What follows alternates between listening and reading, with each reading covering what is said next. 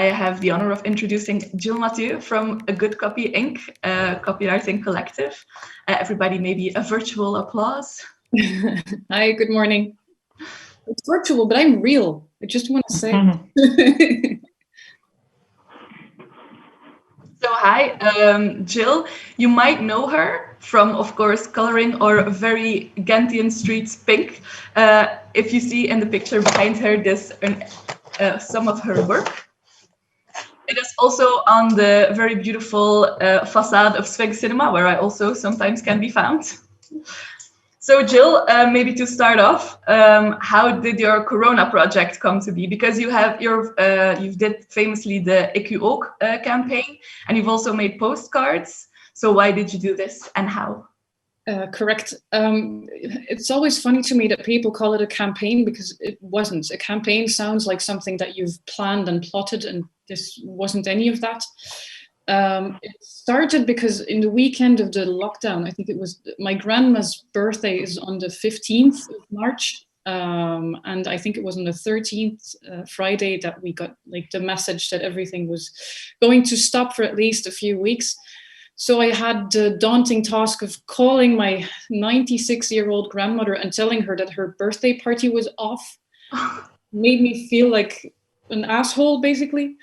And I tried to find ways to comfort her and make her feel better. She's the kind of woman who's, she's 96. She's seen everything. She's not easily sad about something, but I could hear that she really was, and I felt guilty, even though it wasn't really my fault. But still, I felt I had to do something, and I was probably not the only person missing out on something or someone. And so my first reflex was to write her a postcard, because it's something we do. Every time I'm abroad, I send her these postcards, and she's always really happy. But then I thought maybe we're not the only ones with this issue. So maybe we should make a few postcards. So I just sent a WhatsApp message to the rest of the copywriting team saying like maybe we should think of a few headlines that we could use for postcards. And since we were all rather bored at the time, there wasn't much work coming in. So we started WhatsApping each other a few possible ideas, and then that became a whole Word document with a lot of very bad ideas and then a few good ones. So in the end, we selected, I think, 7 of them and printed like 1,000 postcards. We thought we'd distribute them. And that was basically the plan. But then, you have plans and then things happen.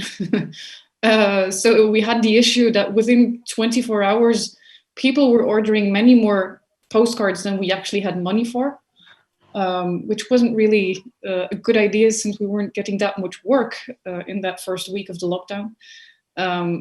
So we kind of had a problem of having to print all these cards and not knowing what we were going to do with them. So in the end, we decided we'd just sell them and try and get the money back for the ones that we already gave out for free. And the cool thing about it was, well, a few things. First, that for us as a team, it was the first team effort that we actually did all together. Usually assignments come in and I find someone to do it, and there's maybe 2 people working on something sometimes, but usually it's just one person on one assignment. And here we had like this whole team thinking up things and trying to find solutions for this whole mess that we were in. And one idea led to another. So we started with the postcards, and then we thought, like, wouldn't it be nice to have something to hang in the window? And that's where the Echocide phrase came from. I think I once texted to Nicolas, my partner in crime, like, what about Echocide? And he just replied, like, maybe just like add one word, Echocide. And that was basically it. So there's no plan, there was no campaign, no trying to take over the world with pinkness or something. It just happened, and somehow it hit a nerve, which I didn't foresee at all. But which kind of proves the point of what we'll be saying later on. But words can have this effect on people. And that's rather interesting, because if you know how to play with them, you can learn how to get that effect, or how to have people do something or feel something, or at least try to angle in that direction, because it's not science in the sense that you use a certain word and then a certain thing happens. It's not that straightforward. But there's ways to, I don't know, to mold words into something that has an effect, let's say. Yeah, exactly. So you said it's definitely not a campaign. It was something that flowed more naturally. While researching for this interview, I found a lot of like websites that offer copywriting tips. And a lot of those also offer like the best words to put in your copy. So I'm going to read some of them out. Okay. So some of the words are improve, trust, profit, win, bonus, money, and the most important word, you. I thought it was so funny they did that. And also I wanted to include it because it seems like the exact opposite of the way you work. Am I correct in saying that? Yes. I agree on one, though. If you're writing copy for a client, the most important word usually is you. Yeah. Then money, that's a strange one. Yeah, I thought so too. Okay, odd. And of course, I mean, context decides on everything that you write. So money might be very interesting if you're writing for a bank or something. But then in lots of other instances, it would make no sense at all. So it never makes any sense to me to try and make these general rules about copywriting. People ask me sometimes if I can like organize a 1 hour workshop for them where I teach them the basics of copywriting. No, it's not possible, because everything with language is always linked to what it's about, who you're trying to talk to, what you're trying to get them to do. There are so many parameters that you need to keep into account. So there's no general rules. And in the end, of course, there are, because if your syntax is bad and if you're unaware of where to place commas for emphasis, etc., then of course it won't be good. But then again, if just knowing the rules of grammar and how to spell correctly is what you can do, then you won't get there either, because to have something, and I think that's not just right for copywriting, but for any writing and maybe any kind of creative uttering. If you want it to be really good, then you have to know the rules to be able to break the rules, because that's when you create something that does something to people. People tell me, like, what kind of a sentence is ik u ook? It doesn't even have a verb. Well, it doesn't. It doesn't matter. The rules are there and they're helpful and they're very good, especially in the beginning. But if you want to really, really say something, then you should know them and know when to forget them, I think. Yeah, I think that's a very good rule. So I thought maybe I thought maybe you could elaborate some more on your philosophy on words and writing in general. Yes. What do you mean on philosophy on words? There's a lot of things I can say about words. You choose, for example, how you said words give a shape to our world. So maybe how that happens. There's lots of things I can say about that, but maybe I'll try and narrow it down to make it fit with today's theme, which was promise. It's January, so we probably all started the month with big promises to ourselves. Actually, I didn't. I skipped it. But usually this beginning of the year starts with these big promises we make to ourselves. This year will be the year that we do everything differently and we will lose weight and we will finally go to yoga classes and whatnot. And I find it interesting to see how that actually works, not just on a personal level, but how words have a tendency to influence the way things work or the way we think. You can use words to do something very simple, like say, this is a chair, that's a wall. And so that's one thing. You can use them to express an opinion as well. But then if you go one step further, you can understand how words shape the way you think. I'll give you one example. There's been some research done by a psychologist called Vizzali, I believe, in Italy, who had a lot of people read Harry Potter books. Don't laugh. I have a point. She found out that kids who read Harry Potter books would reduce their prejudices towards immigrants, which I found rather amazing. Apparently, it only works though if they identify with Harry. So if they feel like he's the underdog and he's the odd person out. And this means that even a fictional story and even a sci-fi story, if I can call it that, I'm not sure if the genre is right. Apologies to the fans. But this means that a fictional story even can do things with the way we think. And okay, this particular example might be about children, but it's not just true with children. There's lots of other instances in which this has shown to work. There's, well, I don't know, maybe I give you a few examples. Sure. There we go. So this is Pete. So what's Pete? Pete's a Danish word. And it means something like a shrug, you know, like something shitty happens. And you just like, okay, well, shit happens. C'est la vie, something like that. And it's a rather interesting word because it has a deeper meaning or a deeper influence in some way. In that it works as a sort of reset button. So what this word does, what saying Pete out loud does, is, okay, I can move on now. This particular thing that just happened, okay, I'll skip it and move on to the next, something like that. What's rather funny is that in Denmark, they actually made it into this button. So you can find this particular button in schools, even in companies. And they use it like you've just had something shitty happen to you. Now go to the button, press the button, and just let it go. They've turned it into a really physical thing so that you don't have to, I don't know, spend the rest of the day being angry about something that's usually rather silly, or that you don't have to find someone to blame either. That's what triggers me is that a simple word like that, that's only 3 letters, and is basically no more than a shrug, that it becomes something that becomes maybe even associated with a nation. This is not just a word for Danish people, it's something that they actually use. So they use the word, they put it on a button.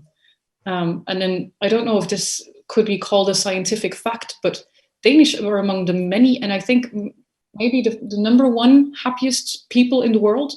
Not sure if I can make a connection between the two, but you know, you never know. It's one example, I think, of maybe a silly one, but of how words have an influence. A more serious one, Nico, can you move to the next one? Yeah, is ecocide. You might have heard of this one. Like you have genocide, which is a mass murder of a people. Echocide is a word that was invented to say the same thing about killing nature. Basically, it was invented by Polly Higgins. She died, I think, last year. She was a barrister and an activist, and she found that it was necessary within law to find some kind of term to label this problem. For several reasons. What I find interesting is that as a barrister, she didn't just go to, I don't know, writing a text that would turn into a law. No, she thought that the way to handle this problem and to make it clear to people that this is not just a problem and that it's really something bigger than that, that there are people that should be punished if they actually commit ecocide, if I can put it that way. Her idea was not to write a law text. Her idea was to launch a new word. And it took her quite some time, and she didn't actually live to see the results of it. But I think it was in December of last year that our own Minister of Foreign Affairs, Sophie Wilmès, actually put it on the table. And she wants ecocide now to be recognized as a crime in Belgium. So this word has existed for, I think, 10, 15, maybe even longer years. And what's interesting to me is that a word like that can be a seed, and you can plant it in people's heads and can grow there. And somehow over time, it can lead to action. So we're still not there. It still hasn't been allowed the status of crime, but apparently we're working on it. So maybe a last example that's a bit of a lighter one. Yeah, I think there's a picture next. Yeah, so this is a picture. I think it was 5-6 years ago, maybe.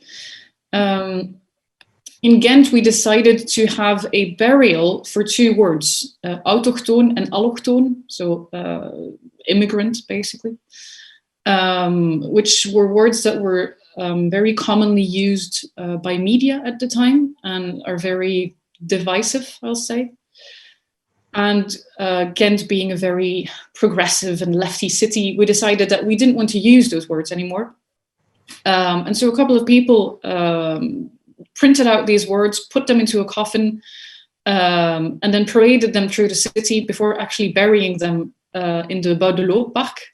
I'm not sure they're still there, actually. I should check. But what I like about this story is that words work both ways. So you can decide to use them to prompt action, but you can also decide not to use them and stay away from what they mean and from, in this case, the divisiveness that they entail. So I think these 3 examples prove to me, at least, that words have a kind of value, and I don't even mean monetary value, because otherwise I'd be out of a job. But what this means to me as a copywriter is that using words isn't just for free. You have to think about what they do and what they mean and which ones you use and which ones you emphasize and which ones you don't use. So I like to at least be aware of that.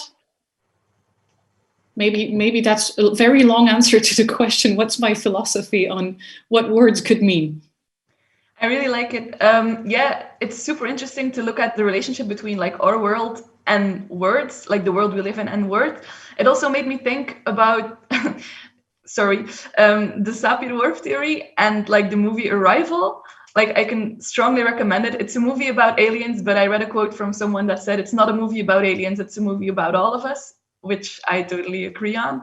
It's about how, just language is kind of, in our world, and we make our world with language. The go-to example is also, I'll just type it in the chat real quick. Is that the movie where they try and speak alien language? Yes, that's the one. I like that. Yeah. Yeah, and the point of sorry, I'm just going on a tangent a little bit. The point of the movie is that for the aliens, time moves circular, so their language is also circular, and you don't need to know anything about like language theory, but it's a very good movie about like the philosophy of language. And like the go-to example of that theory is always that like Inuit people have 50 phrases for snow because they know so many kinds of snow. We don't, so we just have like snow, and they have a word for like wet snow, dry snow, falling snow, which is actually not entirely true, but it's a nice example if it's not 100% true. So what I was getting at it, the next example they give is always like Orwell and Orwellian language. So it's nice to see that it's also, like you said, like words like echocide or allochtoon, autochtoon. There also are some positive examples of like language influencing our world and actually promising to change our world. Like by burying allochtoon, we won't stop using the words like from day one to the next day, but we kind of make a promise to ourselves to be better and be different. So I really like that. Also, you sent me a quote by Alan Moore, I think a writer I really like, and he says the limits of our language are the limits of our world. Mm-hmm. So my question is actually, if we change our language, is it possible, or broaden our language, is it possible to broaden our world and our horizons as well? Absolutely. Well, actually, I came across something in the newspaper yesterday. Actually, Kevin will be happy to hear this because it mentions Elf, Elf, Elf. And he works for them. Apparently, there's been a project called Other Talk, something by Elf, Elf, Elf and Vluchtelingenwerk Vlaanderen. I'll spare you the details, but they've tried to find out how frames work. And they've been putting together a list of words that are negative about immigrants and positive about immigrants, and trying to find out who use which words and how they have an influence on policy, on how media talk about them. So on the one hand, you have words, I'll give them to you in Dutch. I think most people will be able to follow. Words like botsende beschavingen, vijandige indringer, controle. But these are words that are used by people who are, let's say, not very enthusiastic about people fleeing the south and coming up to the north. And then on the other side, you have a very different kind of wording and thus frame with things like, this is a win-win situation, we're all people, there's no guilt involved in this whole story. So you have different ways of formulating these different views on the same topic. And in the media, then specifically, apparently there's a lot of use of the word control. And my point is that if you change the language that you use, you can also change the way that people look at something. So what this means is that we have a choice. You can choose what words you use and choose how these influence your view, but also other people's view on big topics like this one, but also on much simpler things. So that makes language very malleable. And I think it's sad actually that we never think about that, or very seldomly at least. I had a conversation with a few people from a communication at Achtervelde Hogeschool recently. And they asked me, like, can you come and do something about copywriting and just like explain what copywriting is in about an hour. And so I went through their schedule of the whole year and what they were taught about copywriting. And all of it was very hands-on. So they would learn how to write a press release and what is a column and how do you write a blog article, etc. So very practical. But none of them had ever stopped and wondered what a copywriter actually is, or what words actually mean, and what power they have in their hands, which I found odd. At no point in this whole piece of education that they're given within a year was there one question about the why behind all of this and what you want to use this for. And I think that should be the first question. If you want to be writing, then what do you want to do with it? What's your aim? Yeah, exactly. It's also the thing you just said about immigrants. I'm going to say something Nico actually said to me. Nico is from Colombia originally. I hope I can tell this story. I think it's fine. He usually speaks in English to me, although he knows Dutch. And he said, when I'm speaking in English, I feel like an expat.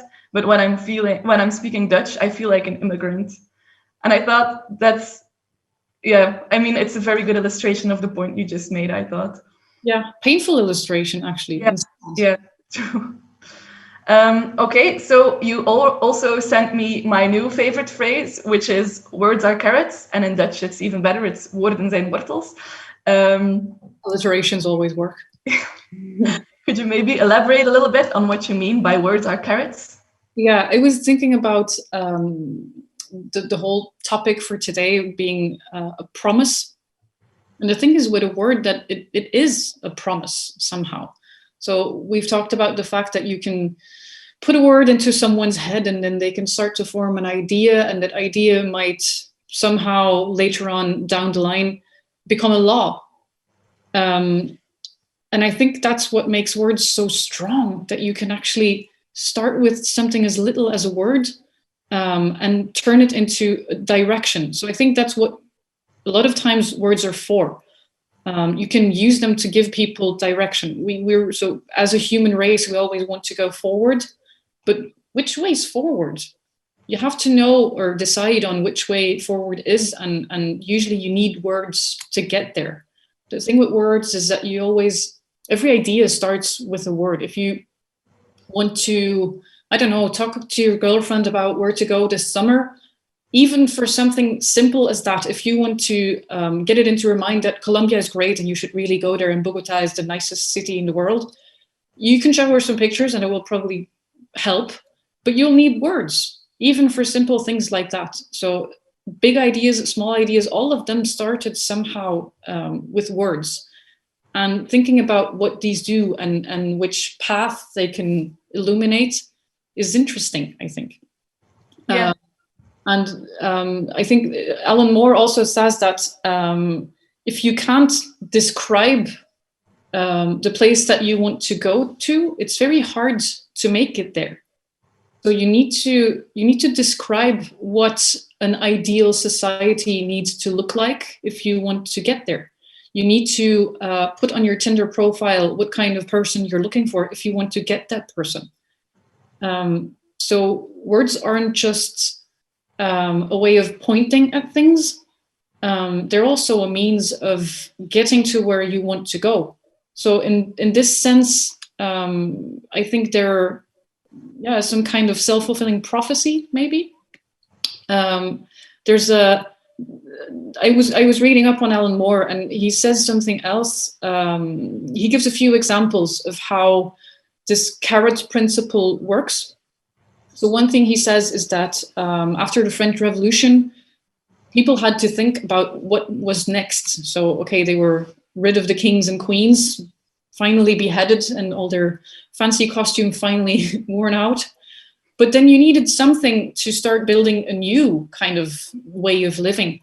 And at that moment, it was mostly the rhetoric of pamphleteers and journalists in the 18th century that was used to construct a kind of new political society that gave it the very basis, a beginning maybe. And then, of course, it grew when you had to add a lot of other elements to come to what is now the French nation. But there are other examples, because this is a very serious or historical one, maybe.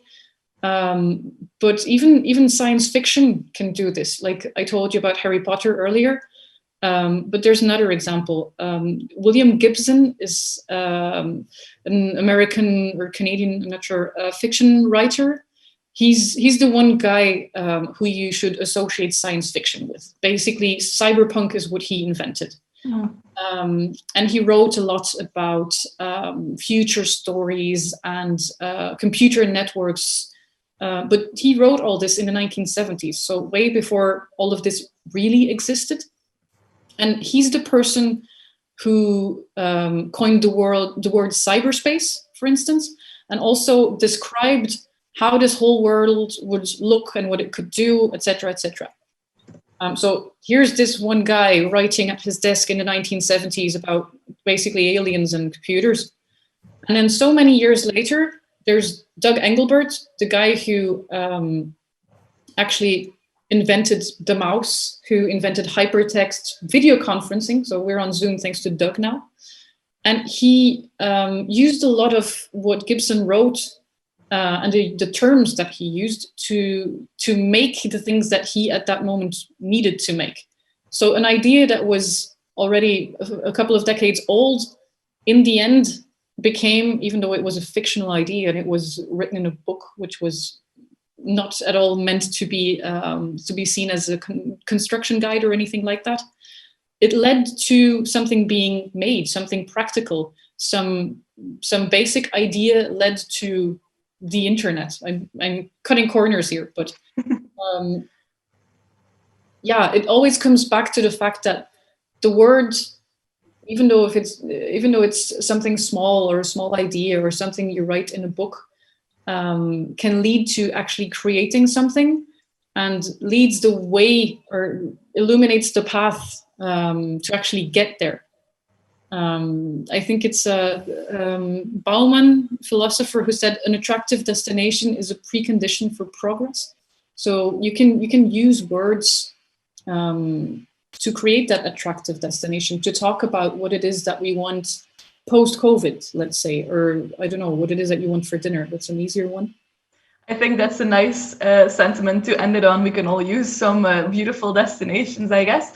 You have a nice, one last thing to end this talk with. I heard